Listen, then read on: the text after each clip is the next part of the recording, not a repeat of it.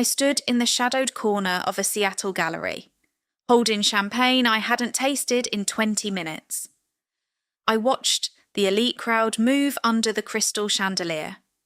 I wasn't feeling angry anymore. I had carried the betrayal for so long that the numbness was simply who I was now. Then, my sister-in-law stepped up to the microphone, smiled at the flashing cameras, and spoke the exact private sentence I had written for my 5-year-old daughter. The diamond compass on that velvet pedestal was mine. My brother hadn't just stolen my company. He stole my survival.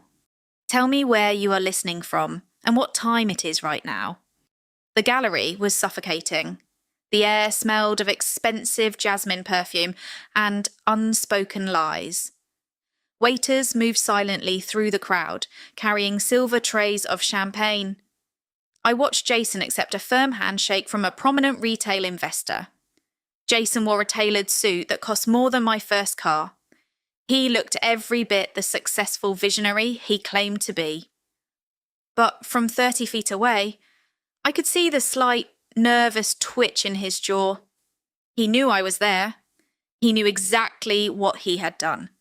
A sudden, blinding flash of a camera pulled me from my thoughts. A reporter from a local arts magazine stepped directly into my path. He held a small digital recording device, his eyes shining with the greedy anticipation of a public scandal. Monica had done her groundwork well. She had spent the last 8 months feeding the press a very specific, carefully crafted narrative about me. "Eleanor," the reporter said, his voice projected loud enough to turn a dozen heads in our direction. "Are you here tonight because you cannot accept Jason's incredible success? Or are you still struggling with the emotional instability that forced you to abandon the business?" The room around us went completely quiet. The high society guests were waiting for the explosion. They wanted the bitter, unstable sister to scream. They wanted security to drag me out while cameras rolled. Monica stood on the brightly lit stage, watching me with a tight, expectant smile. I did not cry. I did not raise my voice to defend my honour. I did not give them the tragic headline they desperately wanted. I took a slow, measured breath. I looked at the reporter, offering him nothing but a calm, perfectly polite smile. Then, I shifted my gaze across the silent room, locking eyes directly with Jason. He froze. The champagne glass in his hand tilted slightly, nearly spilling. I did not need to say a single word. I simply turned around and began to walk toward the exit. The rhythmic sound of my heels on the marble floor echoed clearly. Each step was deliberate. I was not retreating in defeat. I was simply leaving a stage that no longer served my purpose. As I neared the heavy glass doors, I crossed paths with a man walking in. He was tall, dressed in a sharp charcoal suit with a quiet, heavy intensity in his eyes. He held the hands of 2 little girls. They were twins, wearing matching navy velvet coats. For a fraction of a second, the man and I locked eyes. I saw a flash of guarded curiosity in his gaze. I did not know his name was David. I did not know those 2 little girls were about to change my trajectory. I pushed the heavy doors open and stepped into the cool, damp Seattle night. I breathed the crisp air. I had lost a collection, but I possessed the truth. I walked to my car. The scent of freshly cut cedar and pine was the only therapy I needed. It was Saturday morning, and the pale sunlight was filtering through the high windows of my small woodworking shop on the outskirts of the city. Dust motes danced in the light like tiny glowing stars. This place was my sanctuary. When Jason and Monica pushed me out of the glittering world of fine jewellery, I found immense comfort in the raw, honest texture of wood. Maya sat on a tall wooden stool near my primary workbench. She was 5 years old, with a mop of unruly dark curls and a serious expression she only wore when she was concentrating deeply. She had a sketchbook open in front of her, clutching a dark graphite pencil in her small hand. I turned off the electric sander and wiped my hands on my heavy canvas apron.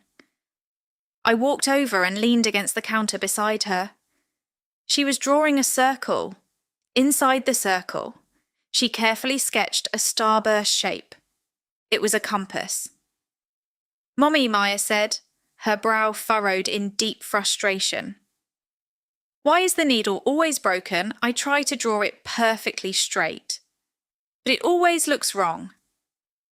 I smiled, feeling a familiar, gentle ache in my chest. I reached out and tapped the thick paper. "Because it is supposed to be broken, sweetie. It is not a mistake." I picked up a spare pencil and shaded the top left corner of her drawing. "Look right here. The needle is snapped, and it leans just a tiny bit to the northwest. Do you see it?" Maya nodded slowly. "But compasses are supposed to point north so you do not get lost in the woods." "Exactly," I said softly. "But sometimes life breaks your compass. Sometimes you get completely lost.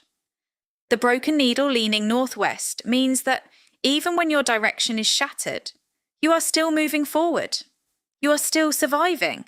It is a symbol for people who have to find a completely new way home." Maya looked down at her drawing, her eyes wide with quiet understanding. She traced the broken line with her little finger. I felt a surge of fierce, protective love. I had designed that compass during the darkest, most terrifying period of my life. It was a deeply personal reflection of my own fractured reality. Jason had taken the design blueprints directly from my desk drawer. He had manufactured the pieces and put them in glass display cases with exorbitant price tags. But Jason was a financial manipulator, not an artist. He saw a trendy geometric design. He copied it blindly, line for line. He had absolutely no idea that he was mass-producing a flaw. He had no idea that the broken northwest needle was my absolute, undeniable signature. It was a fingerprint he could never wash away. I reached over and adjusted the small knit scarf around Maya's neck. In the corner of the fabric, I had embroidered that exact same broken compass in silver thread. I kissed her warm forehead. It was exactly 3:15 on a Tuesday afternoon when the heavy atmosphere of my shop was sharply disrupted. A sleek black SUV pulled up onto the gravel driveway outside. The powerful engine cut off, and the car doors opened with a solid, expensive thud. I put down my carving chisel as the shop door swung open. The brass bell above it chimed loudly. It was the man from the gallery. "David!" He stepped inside, his tall frame instantly making the small room feel incredibly crowded. He was dressed in another immaculate suit, completely out of place among the sawdust and heavy machinery, holding his hands, looking around with wide, curious eyes, were the two little girls, Lily and Grace. David did not offer a polite greeting. His posture was rigid, his jaw locked tight. He looked at me with a cold, analytical gaze that felt exactly like a hostile corporate audit. "I saw you at the gallery on Friday," David said. His voice was deep, commanding, and entirely devoid of warmth. "I remember," I replied evenly. I did not move from behind my workbench. David stepped closer, his eyes scanning the simple wooden furniture I had on display. "I do not believe in coincidences. I saw the way you looked at my daughters in the lobby. And now I find out your shop is just a few miles from our neighbourhood." He paused, letting the heavy silence fill the room. "I am a very wealthy man. My daughters lost their mother 4 years ago. I am used to people trying to find creative ways into our lives. Let me be perfectly clear. It will not work." The accusation hung in the dusty air. He thought I was a scammer. He thought I had tracked him down from the exhibition to somehow use his vulnerable children to access his bank accounts. The sheer arrogance of his assumption was almost amusing. I did not get angry. I did not raise my voice to passionately defend my character. I simply picked up a clean rag and slowly wiped the fine wood dust from my fingers. You have a very active imagination, I said calmly. But you are standing in my place of business. If you are not here to buy a dining table, the door is right behind you. David narrowed his eyes, clearly unaccustomed to being dismissed so casually. He opened his mouth to deliver another stern warning, but he was interrupted by a small, soft voice. Daddy, look. It was Lily. She had let go of his hand and stepped closer to my workbench. She was not looking at the furniture. She was staring intently at the heavy canvas apron I was wearing. Specifically, she was looking at the small silver compass I had embroidered over the front pocket. Lily reached out a tiny finger and pointed. Daddy, her needle is broken too, just like Mommy's bracelet. The temperature in the room seemed to drop by 10 degrees. David froze completely. The arrogant, defensive wall he had built up vanished in a single second. He looked down at his daughter, then slowly raised his eyes to look at the embroidery on my chest. He stopped breathing entirely. People who have never been trapped often ask the exact same question. They ask why you did not fight back immediately. They think justice is a simple matter of walking out the door and hiring a lawyer. They do not understand the invisible, suffocating chain that binds a financial hostage. They do not know what it feels like to have the person you love most in the world used as direct leverage against you. Looking at David's shocked face, my mind pulled me violently back to a rainy night in Seattle 2 years ago. The memory was sharp and tasted like bitter hospital coffee. Maya was 3 years old. She had suffered a severe asthma attack that left her hospitalized for 4 agonizing days. I had not slept. I was sitting in a hard plastic chair beside her bed, watching her small chest rise and fall, terrified that it might suddenly stop. The door opened, and Jason walked in. He did not bring balloons or a comforting smile. He brought a sleek leather briefcase. Monica followed close behind him, her designer heels clicking softly on the cold linoleum floor. Jason pulled a thick stack of legal documents from his briefcase and placed them on the small table next to Maya's bed.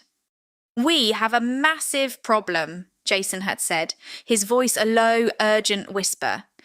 The corporate board is initiating a full internal audit. There are severe discrepancies in the design department's budget. Your department, Elena... I have not spent a single dime outside the approved budget, I whispered back, desperate not to wake my daughter. I know that, Jason lied smoothly, but the auditors do not... Until the investigation clears, they are threatening to freeze all family assets.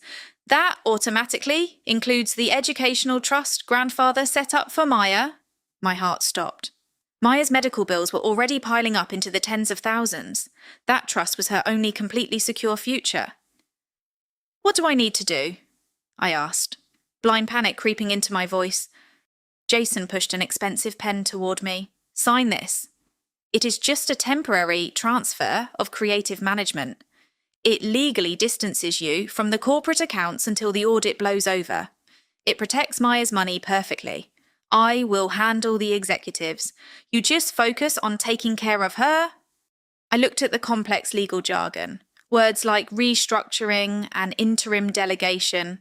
It did not say surrender of all intellectual property. It was masterfully designed to look like a protective shield. I looked at Monica. She stood by the window, examining her fresh manicure with bored indifference. I looked down at Maya, her tiny face pale against the sterile white hospital sheets. When you are a mother pushed to the absolute edge of a cliff, you do not analyse the fall. You just grab the only rope offered to keep your child safe. I picked up the pen. My hand shook from pure exhaustion. I signed my name on the dotted line. Jason smiled, folded the papers, and slid them back into his briefcase. The trap was closed. The true devastating nature of a legal trap is that you never feel the steel jaws snap shut until you try to walk away. 14 days after Maya was discharged from the hospital, I returned to the corporate headquarters. I was exhausted but ready to resume my design work. I walked through the sleek glass lobby, holding my usual iced coffee, and tapped my security badge against the elevator scanner. The small light blinked red. It emitted a sharp, flat error tone. I tried again. Red, access denied. Before I could walk over to the security desk, the heavy glass doors of the main conference room opened. Jason walked out. He was accompanied by two men in dark suits who looked distinctly like corporate security.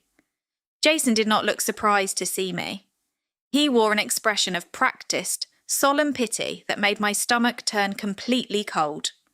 "Eleanor," Jason said, his voice loud enough for the reception staff to hear, "I told you to take as much time as you needed. The board has fully assumed control of the creative division, just as we agreed in the interim delegation documents." "Interim means temporary, Jason," I said evenly. I did not drop my coffee. I did not raise my voice. "And the board has decided to extend it indefinitely for the health of the company," he replied smoothly. "Your personal items have already been boxed up. Security will escort you to the loading dock. We will continue to pay your base health insurance for 90 days out of respect for our father's memory." He invoked our father, the supreme insult. My father had built this company from a single workbench, much like the one I use now. Growing up, I always believed he favoured Jason. Jason was the loud, charismatic businessman, while I was the quiet girl covered in charcoal dust. When my father passed away, he left Jason as the primary executor of the estate. I never questioned it. I only asked for the small design studio on the 3rd floor and the educational trust for Maya. As the security guards escorted me down the hallway, I passed my father's old corner office. Jason had already moved in. Through the open door, I saw my father's antique mahogany desk. The bottom right drawer was the only one that remained permanently locked. My father had never let anyone open it. Jason had clearly tried. Judging by the fresh scratch marks near the brass keyhole, I looked at Jason. He had the company, the titles, and my designs. But he did not have the key to that drawer. And more importantly, he did not have the creative mind that actually built the compass. I took my cardboard box from the guard. I did not look back. I walked out alone. The theft of property is a quiet crime. The theft of a reputation requires an audience. 6 months after I was locked out of the building, I walked into a local coffee shop and saw Monica's face staring back at me from the glossy cover of a prominent Seattle business magazine. She was wearing a tailored white suit, sitting on the edge of my former design table. The headline read in bold, elegant typography, "The New Compass." Steering a heritage brand through the storm. I bought the magazine, ordered my black coffee, and sat at a quiet corner table. I did not tear the pages. I did not feel the sudden burning urge to call a lawyer and scream into the telephone. Instead, I retrieved a red ink pen from my purse and began to read Monica's interview with the cold, detached precision of an auditor examining a fraudulent tax return. "It has been a challenging year for our family," Monica was quoted in the second paragraph. "When a family member struggles with severe emotional instability, it takes a heavy toll on the business." Jason and I had to make the heartbreaking decision to step in and shoulder the creative burden when Elena chose to abandon her responsibilities. We had to protect the legacy. I underlined the word abandon. Then I circled emotional instability. It was a brilliant, entirely manufactured public relations strategy. They could not simply fire the founder's daughter without raising suspicions among the long-term investors. So, they crafted a narrative of tragic mental decline. They painted me as the fragile, broken artist who could not handle the pressure of motherhood and corporate life. By casting themselves as the reluctant saviours, they justified the complete hostile takeover of my intellectual property. Further down the page, Monica described the inspiration behind the New Compass collection. "I looked at the directionless nature of modern life," she claimed in the article. "I wanted to create a symbol for women finding their true north." She had completely missed the point of the broken needle leaning northwest. She was selling a story of perfection, using a design built on intentional imperfection. It was intellectually lazy. I took a slow sip of my coffee. Monica was arrogant, and arrogant people inevitably leave a trail of careless mistakes. By putting these lies into print, she was establishing a public timeline of events. She was legally anchoring herself to a narrative that I could eventually disprove with absolute mathematical certainty. They had stolen my past, but they were carelessly handing me the exact blueprint to destroy their future. I closed the magazine slowly. I capped the red pen.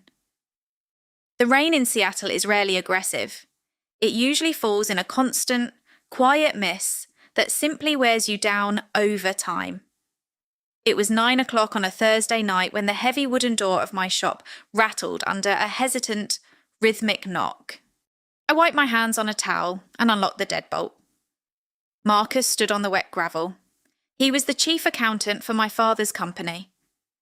He had worked there for 22 years. He looked pale, his beige trench coat soaked through at the shoulders.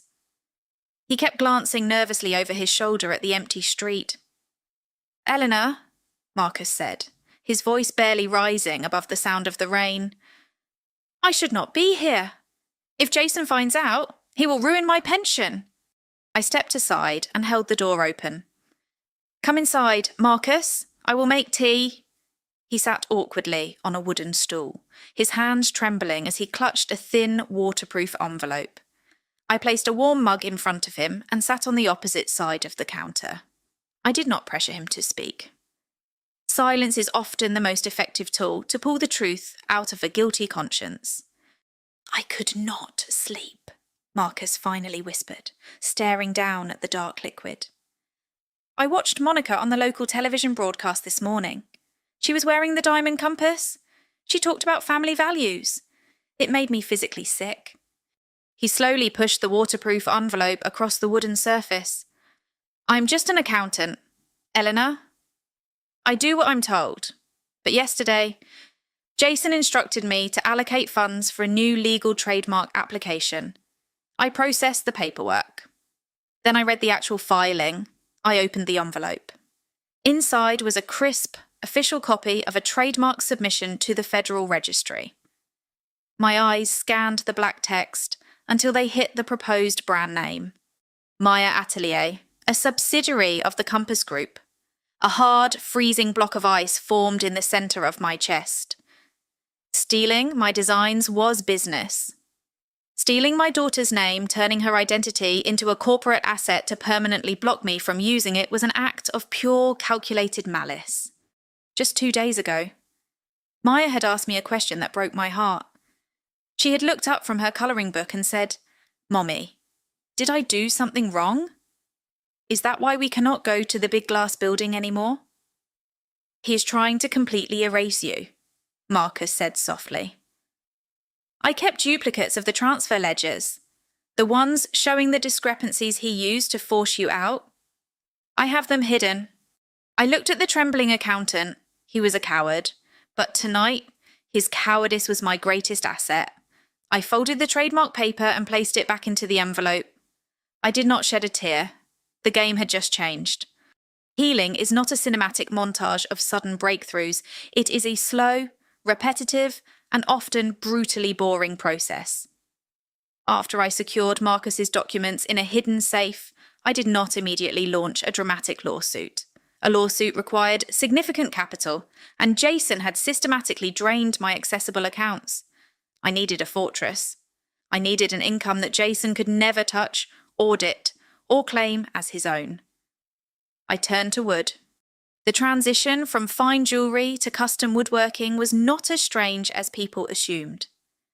Both required an obsession with microscopic details. Both demanded a deep, fundamental respect for the raw material. But unlike diamonds and gold, wood does not forgive a careless hand. Wood forces you to be entirely honest. It forces you to be completely present in the exact moment the blade touches the surface. I leased the small shop on the outskirts of the city using the last of my private savings. I bought second-hand tools and heavy blocks of reclaimed walnut, oak, and cherry. I spent the first 30 days just learning how to properly sharpen a chisel until it could slice through a falling piece of paper. I did not run a public relations campaign. I did not post motivational quotes on social media about overcoming adversity. I simply built things that were designed to last 100 years. I started with simple dining chairs, then moved to complex, interlocking cabinets. Every joint was precise. Every surface was sanded until it felt like glass. Slowly, quietly, a wealthy clientele began to seek me out.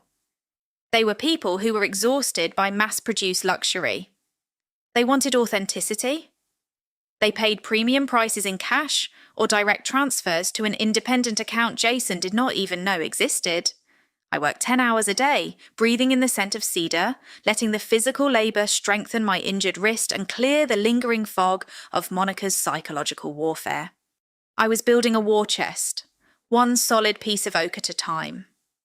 I was waiting for Jason to grow so comfortably arrogant that he would step out from behind the safety of the family corporate structure and expose himself to a fatal, undeniable error. I swept the sawdust from the floor every night. I paid Maya's preschool tuition in advance. I watched my bank balance grow with steady, methodical patience. I was no longer the fragile girl in the hospital room. The repetitive motion of the sander had carved away my fear. The wood never lied. The heavy silence in my woodshop dragged on for what felt like an hour. Though it was likely only 10 seconds. David remained completely frozen, his eyes locked on the small silver compass embroidered on my heavy canvas apron. The arrogant, defensive posture he had brought into my shop had completely evaporated, replaced by a profound, unmistakable shock. Lily, still holding on to his hand, tugged his sleeve again. "Daddy," she repeated softly. "It is the broken needle, like Mommy's." David slowly lowered his gaze to meet mine. The hostility in his eyes was gone. In its place was a quiet, desperate search for logic. He was a man who calculated risks and analysed data for a living. He had walked in here convinced I was a sophisticated con artist targeting his family's wealth. Now, a 5-square-inch piece of thread had entirely shattered his hypothesis. "Where did you get that design?" David asked. His voice was no longer commanding. It was a careful, hesitant whisper, as if speaking too loudly might break the reality of the moment. I did not cross my arms defensively. I maintained my calm posture against the workbench. "I drew it," I stated simply. "I designed that compass 7 years ago. The broken needle leaning northwest is not a manufacturing error. It is a highly intentional signature." Grace, the quieter of the twins, stepped forward. She looked at the heavy wooden tables around the shop, then looked up at my face. Children possess a terrifyingly accurate radar for genuine emotion. They do not care about corporate titles or public relations narratives. "Daddy," Grace said, her voice clear in the quiet room. "She does not look like she wants to take Mommy's bracelet. She looks like she lost something very important." David closed his eyes for a brief second. When he opened them, the last remaining bricks of his defensive wall crumbled. The wealthy investor was gone. Standing in my shop was simply a grieving husband who had just found a missing piece of a deeply personal puzzle. He took a slow breath and finally let go of his daughter's hands, allowing them to examine a smooth wooden block nearby. He stepped closer to my counter. The aggression entirely drained from his shoulders. "My wife," David began, his tone respectful, almost reverent. "She did not buy that bracelet from the Compass Group's new retail collection. She acquired it 5 years ago, directly from a private sketch auction. Long before Jason ever put his name on the brand." I felt the air stop moving in my lungs. 5 years ago. That was before the hospital. That was before the forced signature. "She bought the original drawing," David continued softly. "She kept it in a secure box. She always said the artist who drew it understood exactly what it meant to survive. I nodded slowly, motioning to a clean wooden chair. Please, sit down.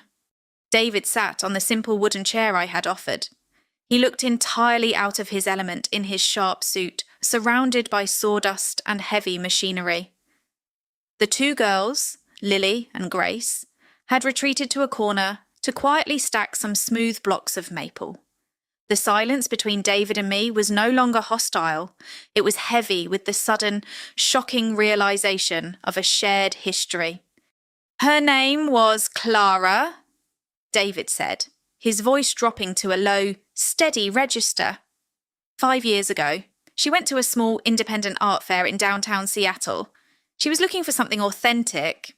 She came home that evening holding a piece of heavy parchment paper inside a protective sleeve. I remembered that fair. It had rained all weekend. I was pregnant with Maya, exhausted, and desperately trying to sell my original sketches to afford prenatal vitamins. Clara told me she met a young artist who looked incredibly tired, but whose eyes were fiercely determined. David continued, looking directly at me. She bought the original pencil sketch of a compass. She showed me the broken needle pointing northwest. Clara said it was the most beautiful representation of survival she had ever seen. A cold shiver ran down my spine. I remembered the woman. She had kind eyes and a gentle smile. She had paid me $300 for that sketch, which felt like a fortune at the time. I had signed and dated the back of the parchment. When Clara passed away, David said, his jaw tightening slightly. I took the sketch to a private jeweller. I had them commission a single custom bracelet based exactly on that drawing. It was my final gift to her memory. I put the original sketch in a safe deposit box at my bank.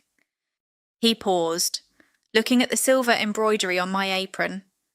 And then, yesterday, I saw your brother at the gallery. Jason was unveiling his new corporate collection. The flagship piece was that exact compass.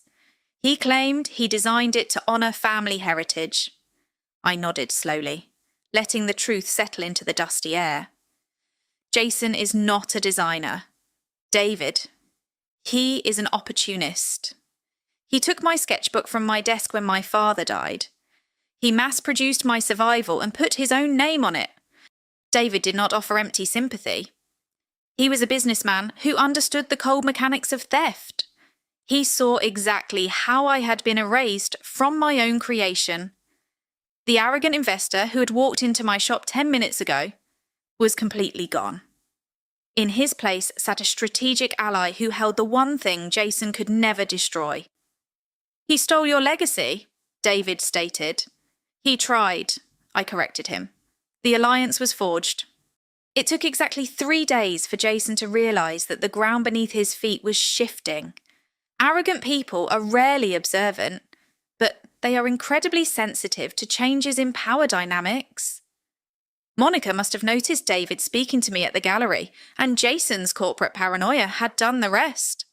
It was a quiet Wednesday afternoon when the door to my shop swung open. Jason walked in. He wore a navy bespoke suit and a pair of Italian leather shoes that cost more than my heavy table saw. He looked around the dusty industrial space with a mixture of profound disgust and patronising pity. So, this is where you have been hiding, Jason said, waving a hand in front of his face to clear the imaginary dust.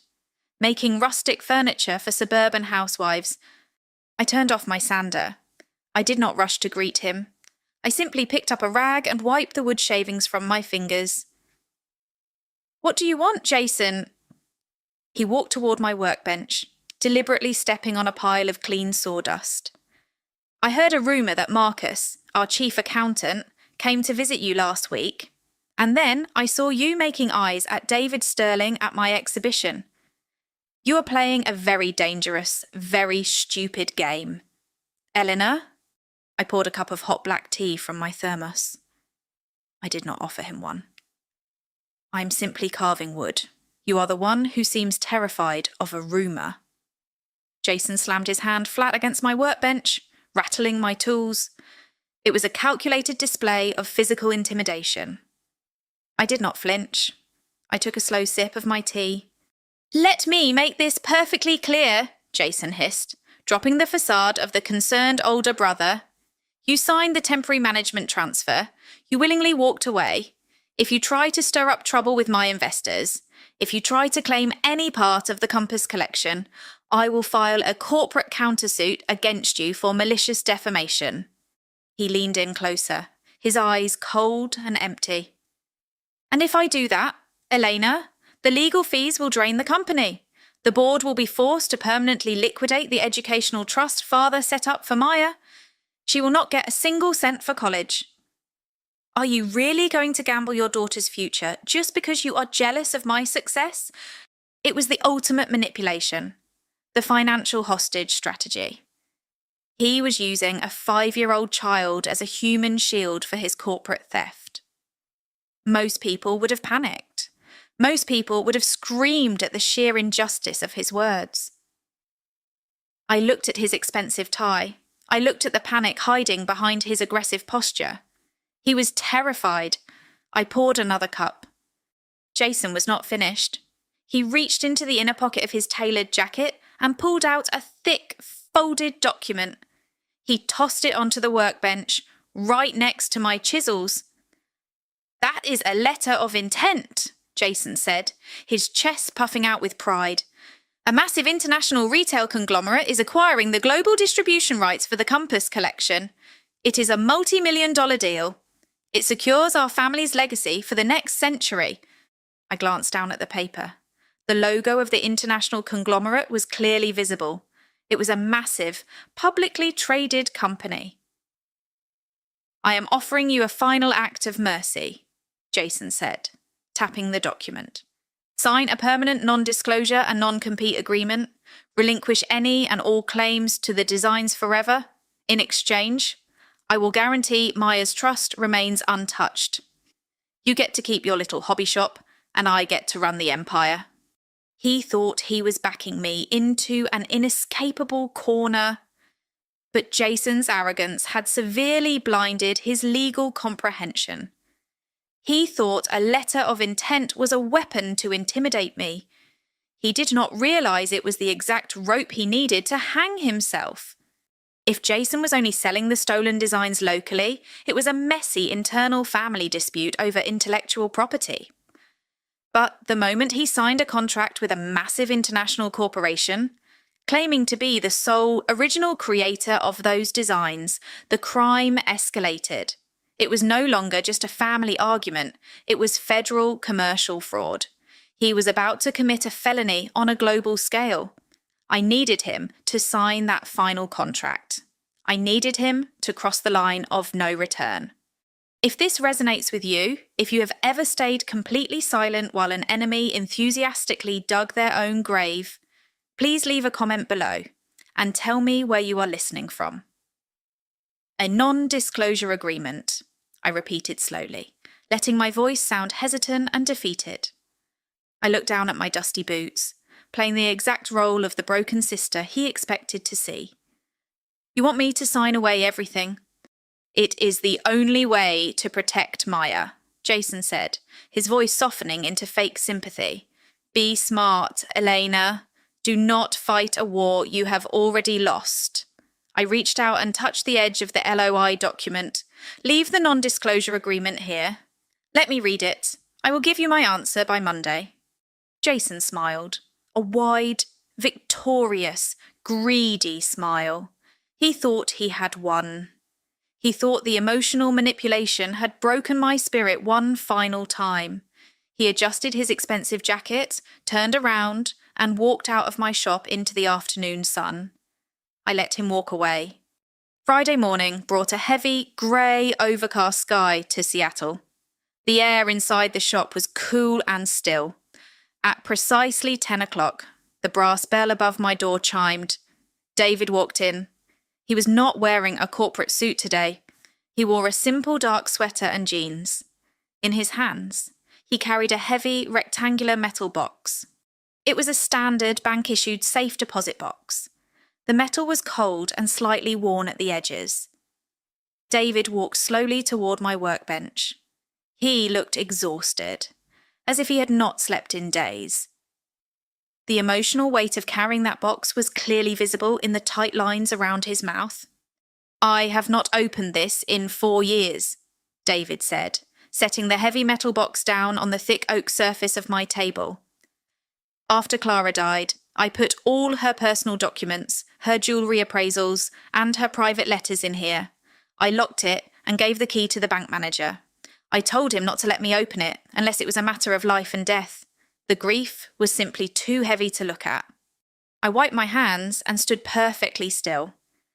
I understood that specific type of grief. It is the kind of sorrow that you bury under concrete, hoping it will stay dormant so you can function in society. "Why did you open it today?" I asked softly. David looked at me, his eyes dark and steady. "Because I saw Jason confront you in the parking lot 2 days ago. I was sitting in my car across the street. I saw him pointing his finger at you. I saw him trying to intimidate you. And I saw you stand there, completely unshaken, protecting your space." He reached into his pocket and pulled out a small brass key. He placed it on top of the metal box. "Clara hated bullies," David said quietly. "She despised people who stole from the vulnerable.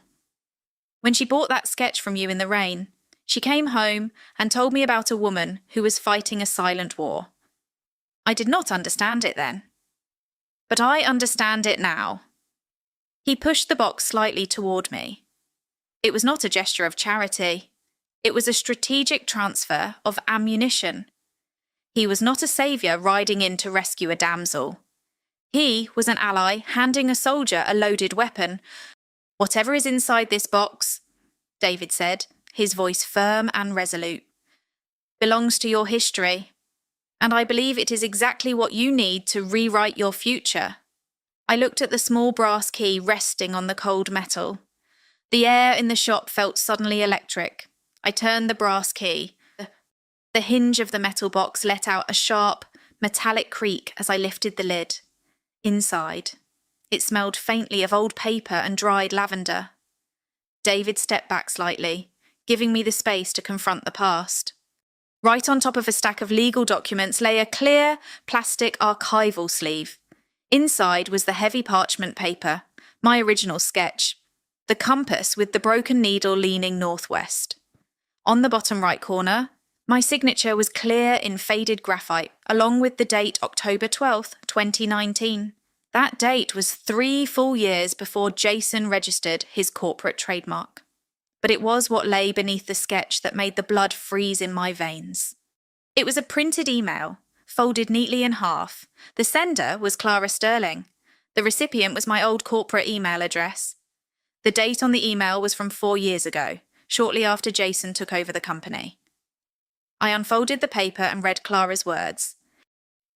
"Dear Elena, I am the woman who bought your beautiful compass sketch. I'm writing because I recently saw a full-page advertisement for the Compass Group. They are marketing your exact design under your brother's name. As a former intellectual property attorney, I urge you to protect your work. Do you know your art is being registered by someone else?" My hands began to tremble. Not from sadness, but from a terrifying, cold realization. I had never received this email. I had never seen this warning. I looked up at David. "I never got this message." David nodded slowly, his expression grim. "I had my corporate IT specialist look into the routing data on that printout before I came here. He ran a trace. Clara's email successfully reached your company's server, but it was flagged, intercepted, and permanently deleted before it ever reached your inbox." The puzzle pieces snapped together with brutal clarity. Jason was the system administrator. He had set up a digital firewall to intercept any external communication regarding the designs. He knew he was stealing. He knew the original buyers might reach out. He had actively, systematically isolated me from the truth. This was not a simple case of a brother taking credit for a sister's work. It was a premeditated, highly orchestrated corporate theft. The time-stamped original sketch was my shield.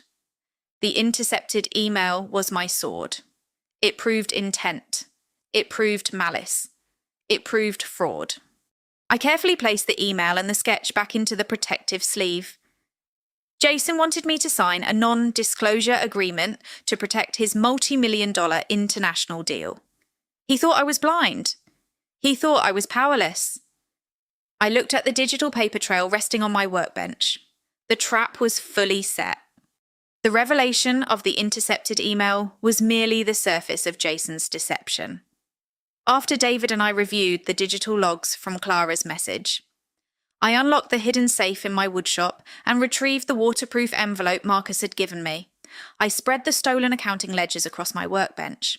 David stood beside me, utilizing his decades of corporate financial expertise to help me translate the complex columns of numbers and hidden legal codes. We traced a series of obscure financial transfers dating back to the exact week my father passed away. Jason had not just moved operational funds, he had actively buried a completely separate legal entity. "Look at this routing number," David said, pointing to a highlighted row on the third page. "This is not a standard corporate account. This is the registration sequence for an irrevocable trust. Your father set this up 3 months before his heart failed." My breath hitched in my throat. I leaned closer, reading the fine print Marcus had managed to smuggle out. The trust was legally anchored to my name, establishing a permanent, untouchable educational fund for Maya, alongside a protected 30% equity stake in the company for me. An irrevocable trust is exactly what it sounds like. Once established, it cannot be legally modified, amended, or terminated by the executor without the direct explicit permission of the named beneficiary. Jason could not legally break the trust. He could not alter my father's final, protective wish. So, he chose the only viable criminal alternative. He completely hid its existence from me. He starved me of resources, cut off my access to the building, and manufactured a fraudulent financial crisis to force me to sign away my management rights, making me believe Maya's future was tied to his corporate mercy. For 34 years, I had operated under the painful, heavy assumption that my father favoured his son. I had believed he looked at my sketches and saw nothing but a pleasant hobby, while he looked at Jason and saw an empire. I had carried the quiet shame of being the secondary child, the one who was tolerated but never truly empowered. Looking at that hidden document, the narrative of my entire life shifted. My father had known exactly who Jason was. He had seen the aggressive greed multiplying in his son's eyes. He had quietly built a massive, impenetrable legal fortress to protect my daughter and me from the inevitable storm. He had loved me deeply enough to build a financial wall around my future. Jason and Monica had simply stood in front of the door, blocking my view. A single hot tear traced a slow path down my cheek. It was not a tear of grief, nor was it a tear of anger. It was the profound, overwhelming relief of a daughter, realizing she had never been abandoned. I wiped the moisture away with the back of my hand. I carefully folded the ledger and placed it next to Clara's original sketch. I looked at David. He nodded. The fortress was found.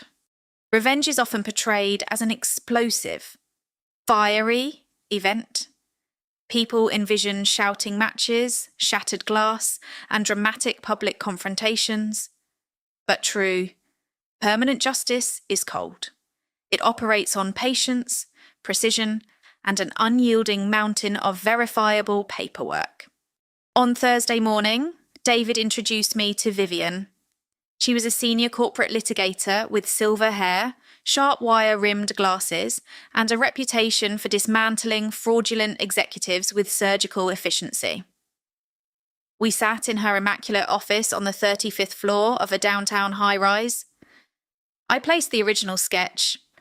The intercepted email logs, Marcus's financial ledgers, and Jason's proposed letter of intent on her glass desk.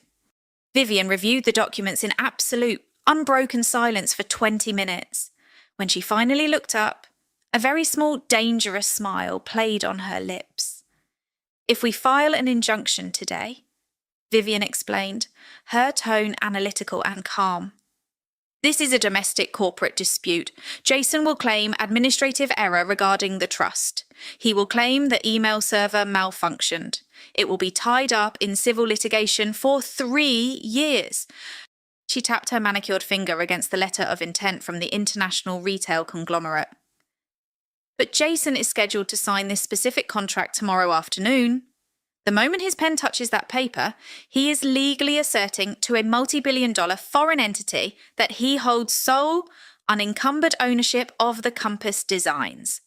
He is leveraging a hidden, irrevocable trust and actively suppressing registered intellectual property to close a global deal. This is the beauty of justice by documentation. A verbal lie is an argument. A digital paper trail combined with a fraudulent international contract is a federal felony. I did not need to scream at Jason to make him pay. I simply needed to let his own arrogant ambition pull him across the legal boundary of no return. We would not interrupt his mistake. We would let him construct his entire glass castle, and then we would gently remove the foundational stone. We wait, I said softly, looking out the massive window at the Seattle skyline. We let him sign the document. We let him open the champagne. Vivian nodded approvingly.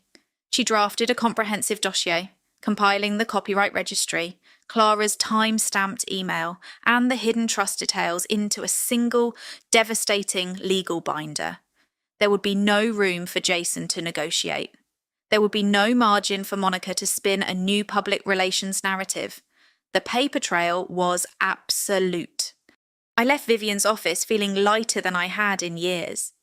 The heavy, suffocating anxiety that had plagued me since the hospital room was completely gone. I was no longer a victim reacting to a crisis. I was the architect of the consequence. If you have ever realised that silence and patience are the ultimate weapons against a narcissist, please let me know in the comments below. We waited for Friday. Friday afternoon arrived with a heavy, persistent rain. I sat in the passenger seat of David's black SUV, parked directly across the street from the Compass Group corporate headquarters. The massive glass tower reflected the grey sky. 2 years ago, security guards had escorted me out of those revolving doors while carrying a single cardboard box. Today, I was walking back in with a briefcase that contained a corporate execution. David kept the engine running, providing a low, steady hum that grounded my thoughts. He did not offer unsolicited advice. He did not try to hold my hand or act like a cinematic saviour. He simply sat beside me, offering the quiet, respectful solidarity of a man who understood the necessary weight of a difficult task. I looked down at the thick leather portfolio resting on my lap. Society places an immense, often toxic pressure on the concept of bloodlines. We are conditioned to believe that we must endlessly forgive the people who share our genetics, no matter how deeply they damage our lives. We are told to keep the peace, to preserve the family unit, and to absorb the abuse in the name of loyalty. For years, I had swallowed Monica's insults and Jason's manipulative financial cruelty because I thought that was my duty as a sister. I had convinced myself that keeping the family business intact was more important than protecting my own dignity. But sitting in the car, listening to the rain hit the windshield, the final thread of that destructive illusion snapped. Family is not defined by biology. Family is defined by mutual respect, shared safety, and the absolute refusal to intentionally harm one another. Jason was not my brother. He was a corporate predator who had weaponized my daughter's health to steal my father's legacy. Monica was not my sister-in-law. She was an opportunistic accomplice who built her social standing on the deliberate destruction of my reputation. I did not feel hatred. Hatred requires an emotional investment that I was no longer willing to provide. I felt a cold, pristine clarity. I was excising a tumour. I was severing a diseased branch to save the rest of the tree. When I stepped into that boardroom, I would not be speaking to my family. I would be addressing two fraudulent executives who were currently occupying my rightful property. I checked my watch. It was exactly 2:15. Jason's meeting with the international representatives had started at 1. The champagne would be flowing by now. "Are you ready?"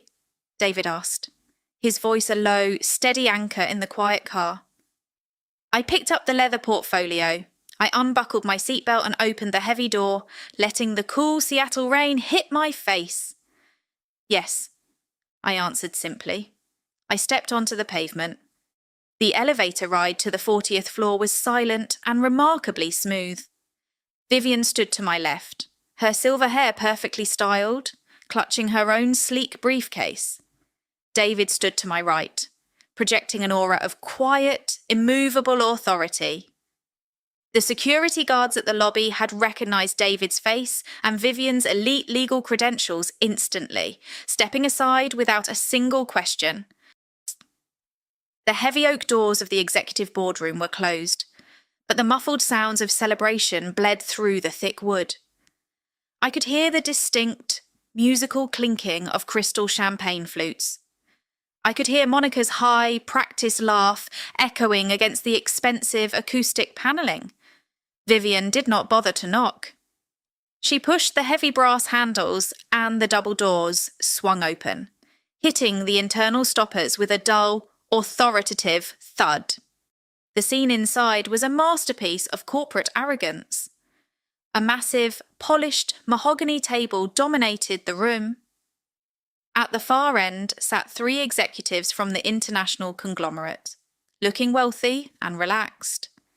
In the centre stood Jason, holding a silver pen above a thick stack of legally binding contracts. Monica stood beside him, beaming with greedy pride, holding a flute of vintage champagne. The sudden intrusion caused the room to freeze. The laughter died instantly. The international executives turned their heads in confusion. Jason looked up, his smile vanishing as if it had been slapped off his face. His eyes darted from me to David, and finally landed on Vivian. He recognized her. Any executive in Seattle operating on the edge of legality knew Vivian's face. A flash of pure, unadulterated panic crossed Jason's features before he desperately scrambled to rebuild his facade. "Eleanor," Jason said, forcing his voice into a tone of patronizing concern. He quickly stepped away from the contract. "What are you doing here? You know this is a closed executive session. We discussed your need for a quiet, stress-free environment to manage your emotional health." He was instinctively playing his favourite card. He wanted the foreign executives to view me as the unstable, hysterical sister interrupting a multi-million-dollar business transaction. Monica immediately stepped forward, placing a manicured hand on her chest in a theatrical display of worry. "Eleanor, please," Monica cooed, looking nervously at the guests. "Let's step outside. You're going to embarrass yourself in front of our new global partners." I did not raise my voice. I did not glare at Monica. I walked slowly into the room, my heels completely silent on the thick, plush carpet. I did not look at my brother or my sister-in-law. I walked directly past them, focusing my entire attention on the lead international executive sitting at the head of the table. I placed my leather portfolio directly on top of Jason's unsigned contract. I opened the cover. "Gentlemen," I said, my voice steady, carrying the calm cadence of a professional delivering a quarterly financial report. "My name is Eleanor. I am the daughter of the founder of this company, and the sole creator and registered copyright holder of the Compass collection you are currently negotiating to purchase." The lead executive, a sharp-eyed man in a grey suit, frowned and looked at Jason. "Jason, what is the meaning of this?"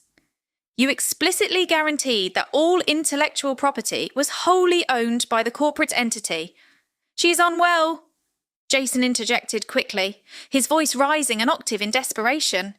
He moved toward the table, trying to physically block the portfolio. She had a nervous breakdown 2 years ago. She has absolutely no legal standing here. Security is on their way. Security is not coming. Jason, Vivian stated, stepping smoothly to my side. She handed her business card to the lead executive. I am Vivian Vance, Senior Counsel for Elena. If you sign that contract today, your conglomerate will be entering a binding agreement based entirely on international commercial fraud. We are here as a professional courtesy to prevent your company from absorbing a massive legal liability. I ignored Jason's sputtering protests. I reached into my portfolio and slid the clear plastic sleeve across the mahogany table. Inside rested the original faded parchment sketch. Take a close look at the design, I instructed the executive. Specifically, look at the compass needle. Notice how the top half is broken and leans slightly to the northwest. The executive pulled his reading glasses from his pocket and examined the sketch. He then looked at the glittering, diamond-encrusted prototype sitting in the centre of the table. He compared the two. The floor was identical. Jason manufactured this collection without understanding the design, I continued, my tone completely flat. He copied an intentional flaw. That broken needle is my personal signature, representing a period of deep trauma. I drew this 3 years before Jason registered the trademark. A sketch proves nothing. Monica practically shrieked, the elegant facade finally shattering. Anyone could have drawn that yesterday and backdated the paper. I did not look at her. I simply slid the next document across the table.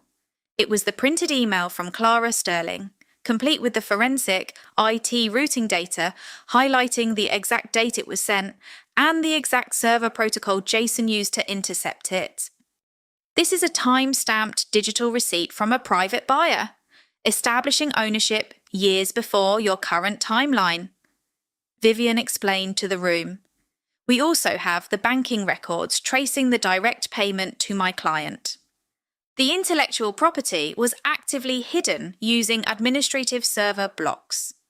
The lead executive took off his glasses. He looked at the sketch, he looked at the email, and then he looked up at Jason. The atmosphere in the room turned into absolute freezing ice. The celebration was dead. Jason opened his mouth, but nothing came out. The trap had snapped. The lead executive from the international retail conglomerate did not appreciate being made a fool. He placed the email and the original sketch down on the polished mahogany table and turned his sharp, unyielding gaze directly toward Jason. The festive, celebratory atmosphere in the boardroom had entirely evaporated, replaced by the sterile tension of an impending corporate disaster. Explain this to me, the executive demanded, his voice dangerously quiet. If you are the sole visionary behind this brand, as you have claimed for the past 6 months, explain the design to me. Why is the compass needle broken, and why does it specifically lean toward the northwest? Jason's face lost all its colour. He looked exactly like a student who had been caught cheating on a final exam and was suddenly asked to explain the advanced mathematical formula he had copied. He tugged nervously at the collar of his bespoke suit, his eyes darting frantically around the room, desperately searching for a marketing script that did not exist. It represents, Jason stammered, clearing his throat. It is a stylistic choice, a modern interpretation of navigation. It leans forward to symbolize our company always moving into the future, despite any obstacles. It was a hollow, meaningless corporate buzzword answer. It lacked any soul, any personal history, and most importantly, it lacked the truth. Before the executive could express his obvious dissatisfaction, the heavy boardroom doors opened slightly wider. David had quietly gestured to his nanny in the hallway. The two little girls, Lily and Grace, stepped into the quiet room. They were not intimidated by the executives or the expensive furniture. They possessed the simple, terrifying clarity of children who only know how to state facts. Grace walked closer to the table, pointing a small finger at the diamond prototype resting on the velvet display. "You are saying it wrong," Grace said, looking directly at Jason with innocent confusion. "The needle is not pointing to the future. It is broken because the person was lost. Mommy told us. The lady who drew it made it broken because she was trying to survive. You do not even know what your own necklace means." The absolute, devastating purity of her statement echoed off the acoustic walls. The room fell into a deathly silence. Jason's jaw went completely slack. He had nothing left. A 7-year-old child had just publicly dismantled his multi-million-dollar lie in 3 sentences. Monica's meticulously crafted public relations mask finally shattered. Her face twisted into an ugly mask of panic and rage. She lunged forward, her hand reaching out aggressively to grab Grace by the shoulder to pull her away from the table. "You little brat, how dare—" Monica started to scream. She never finished the sentence. David stepped in smoothly, his tall frame instantly blocking Monica's path. He did not raise his hands. He did not shout. He simply looked down at Monica with a gaze so incredibly cold it could have frozen water. "Do not touch my child," David said evenly. The glass castle finally shattered. The lead executive did not need to hear another word. He picked up his reading glasses, slid them into his breast pocket, and slowly stood up from the mahogany table. The 2 other international representatives followed his lead in perfect, synchronized unison. "Jason," the lead executive said, his tone entirely devoid of emotion. "The letter of intent is officially withdrawn. Our legal department will be reviewing this incident for potential damages regarding the misrepresentation of assets. Do not ever attempt to contact my office again." They turned and walked out of the boardroom, their footsteps heavy and final. The massive international deal, the one Jason had sacrificed my daughter's educational trust to secure, dissolved into nothing but dust in less than 3 minutes. Jason collapsed into one of the leather executive chairs. His chest heaved as panic truly set in. He looked at the original sketch on the table, then looked at Vivian, my lawyer, who was silently organising her documents. Finally, he looked at me. The arrogant CEO was completely gone. In his place sat a desperate, terrified man who suddenly realised he was standing on the edge of a sheer legal cliff. "Eleanor, please," Jason begged, his voice cracking. He leaned forward, pressing his hands together in a pathetic display of supplication. "We can fix this. You can have the creative director title back. I will double your salary. We are blood. I am your brother. I am your family. You cannot just destroy everything our father built." I stood perfectly still. I did not feel a sudden rush of vindictive joy. I did not feel hatred. I looked at the man who had happily weaponized a sick 5-year-old child's medical bills to steal my intellectual property.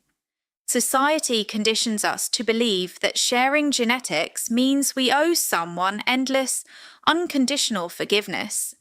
It is a toxic, dangerous lie designed to protect abusers from facing the consequences of their actions. I calmly reached down and picked up the clear plastic sleeve containing my original, time-stamped design. "You are mistaken," I said, my voice as smooth and reflective as polished glass. "Family does not forge my signature on temporary management documents. Family does not illegally block emails to steal my designs. Family does not take my daughter's educational fund and hold it hostage to feed their own greed." Jason stared at me, his eyes wide, completely unable to process the absolute rejection in my tone. He had expected me to scream, to cry, or to negotiate. He had not prepared for complete clinical detachment. I am not destroying what our father built. I continued softly, placing the folder into my briefcase. I am simply taking it back from a thief. I will see you in federal court. I turned to walk away. I felt absolutely nothing. Desperation breeds terrible, fatal mistakes. Just as Vivian and I turned toward the heavy boardroom doors, Jason leaped out of his chair. He was sweating now, his tailored suit looking suddenly dishevelled. He reached into his briefcase and pulled out a manila envelope, slamming it onto the table. "You are not going anywhere," Jason hissed, his voice trembling with manic aggression. "You think you are so smart with your little sketch, but I have the ultimate documentation. I have the permanent, indefinite transfer of all intellectual property, signed by you, willingly handing over the Compass collection to the corporate entity forever." Monica, seeing a sudden lifeline, instantly straightened her posture. "It is true," she declared, her voice regaining its shrill confidence. "I was there. I personally witnessed her sign it. She knew exactly what she was giving up." Jason slid the document across the table. It was beautifully typed. At the bottom, my signature was rendered flawlessly in blue ink. It was an absolute masterpiece of forgery. He intended to use this document to file a malicious extortion countersuit against me, attempting to tie the legal battle up in court for a decade until I simply ran out of money. Vivian did not flinch. She picked up the forged contract, adjusted her glasses, and examined the date printed clearly at the top of the page. November 14th. She handed the document to me. I looked at it, and a slow, genuine smile spread across my face. Jason had meticulously copied the curve of my letters, but he had completely forgotten to check the calendar. I opened my briefcase and pulled out a certified, stamped medical record from the Seattle Children's Hospital. I placed it directly next to his forged contract. "This is fascinating, Jason," I said, tapping my finger on the hospital seal. "According to your document, I sat in this very boardroom on the morning of November 14th and signed away my life's work. However, according to these hospital records, on the morning of November 14th, I was 300 miles away in an emergency room, holding Maya's hand while she was hooked up to a respiratory machine." The colour drained from Jason's face instantly. I turned my calm gaze to Monica. "And you, Monica. You just stated, in front of multiple witnesses and my legal counsel, that you personally watched me sign this document on that specific date. Are you absolutely sure about that? Because perjury and conspiracy to commit corporate fraud carry a mandatory prison sentence." Monica looked at the medical record, then looked at the forged contract. Pure, unadulterated terror flooded her eyes. The survival instinct of a narcissist kicked in immediately. She violently shoved Jason away. "I didn't know!" Monica screamed, her voice cracking in panic. "He told me it was just standard family paperwork. He forced me to sign as a witness. This was all his idea." They consumed each other. The gears of federal justice grind slowly, but when they finally catch, they crush everything in their path. The forged contract was the final, fatal nail in Jason's corporate coffin. I did not have to wage a public war in the media. I did not have to engage in shouting matches on the evening news. I simply handed Vivian the documentation and let the system execute the inevitable mathematics of consequence. 3 months later, the dust finally settled. The corporate audit that Jason had originally faked to manipulate me was now entirely real, conducted by aggressive federal investigators. They uncovered years of financial embezzlement, illegal trademark registrations, and wire fraud. Jason was permanently removed from the company board. He was forced to pay millions in restitution and punitive fines, completely liquidating his personal assets to avoid a lengthy prison sentence. He was officially barred from holding any executive position in a publicly traded company ever again. The man who had worn bespoke suits and bragged about international conglomerates was now a bankrupt pariah, quietly moving out of his luxury penthouse in the middle of the night. Monica fared no better. Her social standing, built entirely on stolen money and manufactured PR narratives, collapsed instantly when she attempted to launch a new lifestyle brand. Her investors pulled out immediately, citing her involvement in the forgery scandal. She learned the harsh reality that high society does not tolerate failure, and it certainly does not tolerate being lied to by an amateur. I walked into the corporate headquarters on a crisp Tuesday morning. I did not need a security badge this time. I owned the building. Following the execution of my father's irrevocable trust and the settlement from Jason's fraud, I was legally recognised as the majority shareholder and the sole undisputed owner of the Compass intellectual property. I took the elevator to the 40th floor.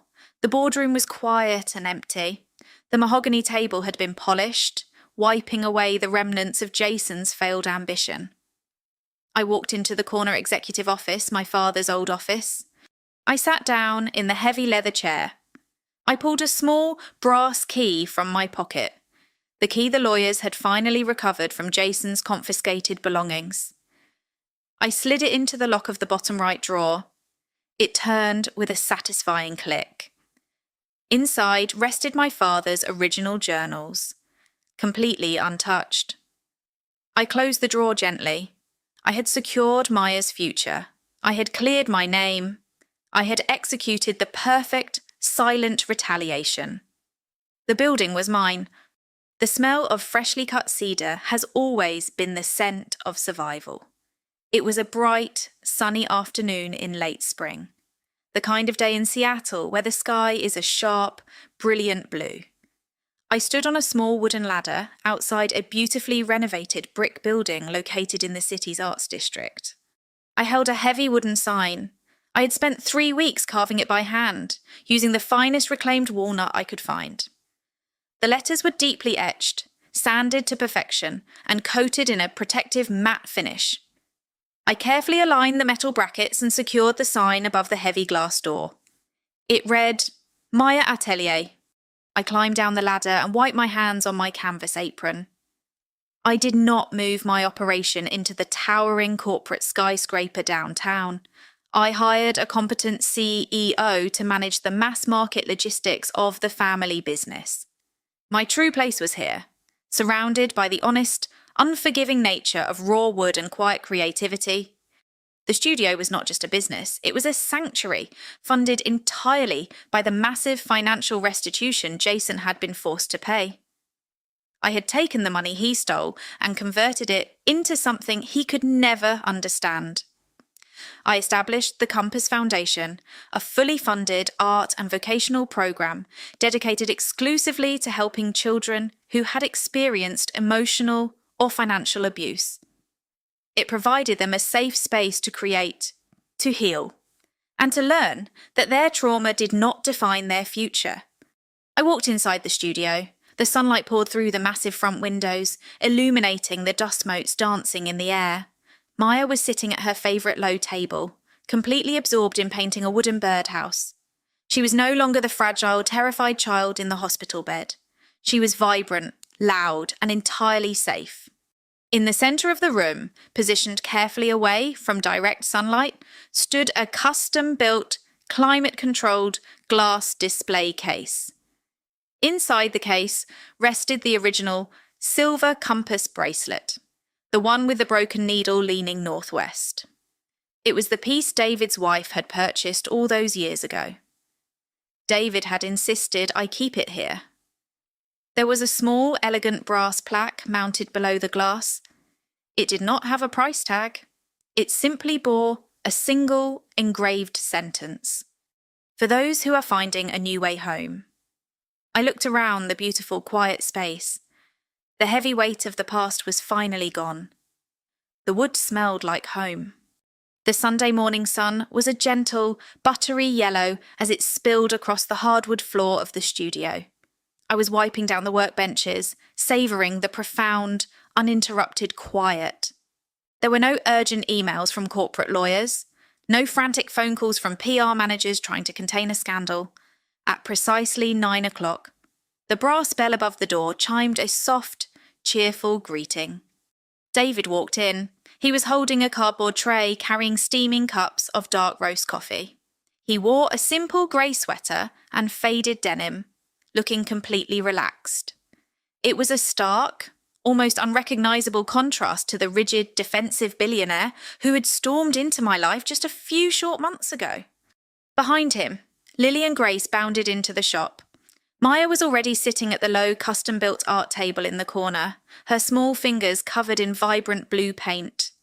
The twins immediately joined her, their light laughter echoing pleasantly against the high cedar ceiling. David handed me a coffee. We did not need to fill the air with constant, nervous conversation. We stood side by side, leaning against the main counter, simply watching the three girls collaborate on a messy, beautiful watercolour painting. "They look happy," David said quietly, his eyes resting on his daughters. "They are safe," I replied, taking a slow sip of the bitter coffee. "Safety makes true happiness possible." David nodded slowly. He walked over to the centre of the room, stopping in front of the custom-built, climate-controlled glass display case. Inside, resting on a cushion of dark velvet, was the original silver compass bracelet, the one with the broken needle leaning firmly toward the northwest. I joined him at the display. We stood in comfortable silence, looking down at the piece of jewellery that had bridged the massive gap between a grieving husband and a desperate artist. Clara Sterling had bought my original paper sketch during a miserable, rainy weekend art fair. She had looked across a folding table, seen a woman struggling to survive, and extended a quiet, invisible hand of support. Clara never knew that her simple act of purchasing that drawing would eventually become the precise legal instrument that saved my daughter's future. She never knew her intuition would guide her husband back to the truth. "She would have loved this place," David whispered. His voice carried a gentle, healed nostalgia rather than sharp, agonizing pain. "She would have loved seeing what you built from the absolute wreckage." I looked at the silver metal glinting in the morning light. The broken compass was no longer a symbol of being lost in the dark. It had become a permanent monument to finding a new direction. Jason had tried to steal my compass, but he had never understood how to read it. He was navigating entirely by greed, while I was navigating by necessity. David turned to me, his dark eyes steady and warm. He did not offer a grand, cinematic declaration. He simply stood beside me, a proven ally in a world that had so often demanded I fight alone. I smiled back at him, feeling the heavy armour I had worn for years finally falling away. The air felt incredibly light.